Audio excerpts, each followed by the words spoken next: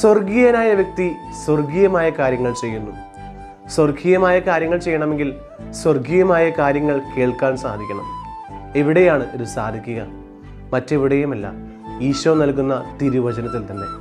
ഈശോയുടെ വചനം ശ്രവിക്കാനായിട്ട്, ആ വചനത്തിൽ വേരൂന്നി ജീവിക്കാനായിട്ട് നമുക്ക് സാധിക്കുമ്പോൾ, സ്നേഹമുള്ളവരെ, മറ്റുള്ളവരുടെ മുമ്പിൽ ഒരു സ്വർഗീയനാവാനായിട്ട്, ഒരു അനുഗ്രഹമാകുവാനായിട്ട് എനിക്കും നിങ്ങൾക്കും സാധിക്കും.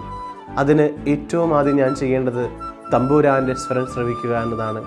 ആ തമ്പുരാൻ്റെ സ്വരം ശ്രവിക്കാനായിട്ട് നമുക്ക് സാധിക്കട്ടെ.